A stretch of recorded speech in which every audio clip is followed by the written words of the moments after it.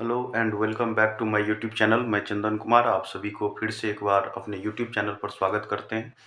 जैसा कि आप लोग जानते हैं कि आज जो है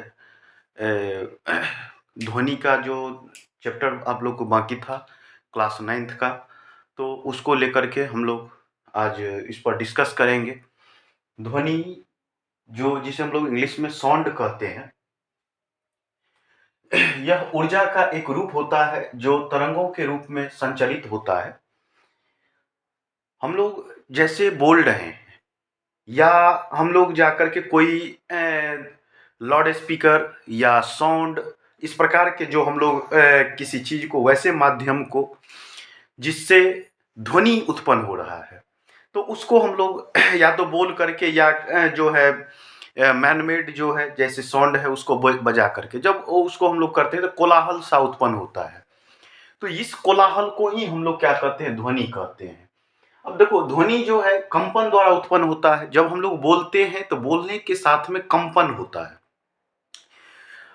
जब हम लोग आप यहाँ बोलेंगे तो एक दूसरे व्यक्ति के पास जो आवाज जाता है, जैसे अभी हम आपको बोल रहे हैं तो आप, ये जो आपके पास तक आवाज जा रहा है, ये कंपन होते हुए आपके पास तक आवाज जा रहा है।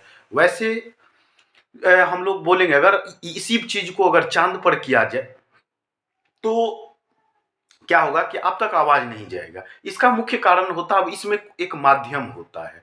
जैसा कि आपको डेफिनेशन में भी कहा गया कि एक माध्यम, माध्यम मतलब होता है कि हवा जो क्या करता है कि जैसे हम लोग बोलते हैं तो वो हवा के माध्यम से तैरते हुए दूसरे व्यक्ति तक ये आवाज जाता है। अब हम लोग आगे आ जाते हैं। तो ध्वनि जो है, ध्वनि को हम लोग दो भागों में, अनुदैर्घ्य और अनुप्रस्थ, दो भागों में बांटते हैं। जो अनुदैर्घ्य तरंग होता है, संपीड़न प्लस विरलन होता है। संपीड़न और विरलन कहने का मतलब होता है कि हम लोग अगर आपको दिखाएं यहाँ, तो यहाँ संपीड़न और विरलन की, तो इस प्रकार से जो है किसी डिवाइस से, मान के चलिए कि यहाँ हम एक डिवाइस बना दे, जैसे स्पीकर बना दे, या कोई व्यक्ति को हम बना देते हैं, स्पीकर छोड़िए, किसी व्यक्ति को बना देते हैं।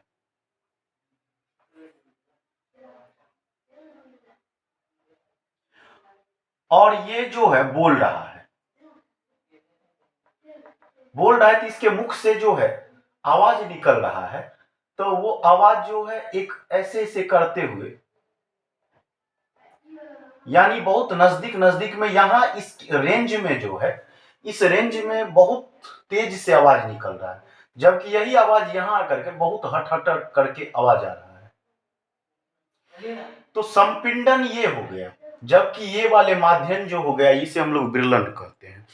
तो संपीड़न और विरलन की आपने जो है इस बात को देख लिए। यानी हम अगर इसके पिच पर बात करें, यहां अगर पिच हो, इस पर बात करें, तो पहले अगर ध्वनि यहां से उत्पन्न होता है इस प्रकार से, फिर इस प्रकार से, फिर इस प्रकार से, यानी ये जो तरंग, ये तरंग है, ये तरंग चलता रहता है। तो यहां देखो, एक बार आ गया संपीड़ित हो गया, फिर विरलित हो गया, संपीड़न विरलन, यानी सिकुड़ता।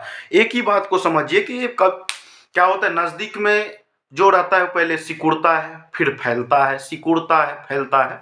तो ऐसे माध्यम को हम लोग कहते हैं कि संपीड़न और विरलन के माध्यम से ये चलता रहता है।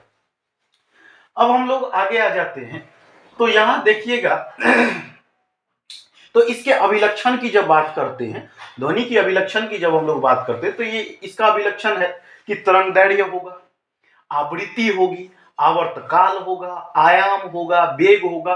और ये सब क्या होता है, ये नेक्स्ट वीडियो में हम पढ़ाने वाले हैं। सिर्फ इतना जान लीजिए कि इसमें क्या क्या होने वाला है। इसकी अभिलक्षण हम लोग अभी जानते हैं। इसमें तरंगदैर्घ्य होगा, इसकी आवृत्ति होगी, इसकी आवर्तकाल होगा, आयाम होगा, वेग होगा।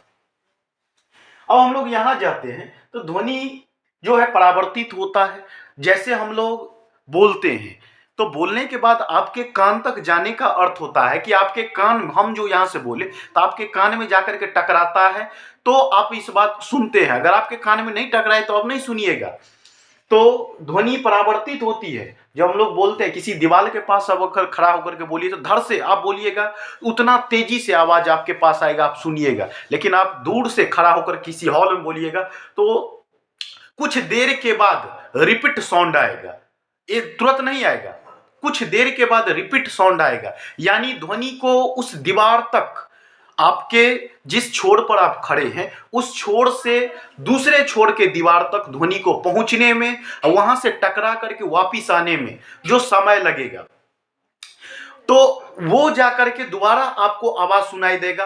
तो इसे हम लोग कहते हैं कंपन होना, और उसी को हम लोग क्या कहते हैं कि ध्वनि की परावर्तन होना, जिसे हम लोग प्रतिध्वनि के नाम से जानते हैं। श्रव्य की परिसर, जो श्रव्य की परिसर मतलब होता है रेंज, हम लोग कितने से कितने ध्वनि डेसिबल ध्वनि को सुन सकते हैं।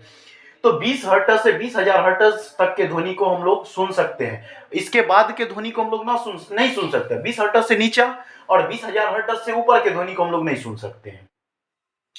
चलिए, अब हम लोग जब आगे जो क्लास जो इसके बाद आने वाला है, जिसे हम लोग आपको डिटेल में पढ़ाने वाले, यह एक जो संरचना है, एक सिनेरियो है, इस सिनेरियो को हमने जान करके जो है इस प्रकार से बनाए हैं कि आप अगर पढ़े हैं तो एक बार में कुछ ही क्षणों में आप इसे रिवाइज कर लें। अब जो डिटेल है, डिटेल में जो हम पढ़ाने वाले हैं उसे आप अपने नोट्स में, इसे भी अपने एक नोट्स में जो है इसे क्या कर ले, नोटबुक में नोट्स के तरह इसे बना ले, अगर कहीं बनाते होंगे तो, नहीं तो नोटबुक ले लीजिए और नोट्स के तरह, जैसे नोट्स बनाते हैं, फेयर करते हैं, इस फेयर की तरह इसे जो है बनाइए। और हम जो आगे डिटेल में पढ़ाने के लिए जा रहे हैं तो इसे नेक्स्ट वीडियो में आप देखिए। तब तक के लिए धन्यवाद।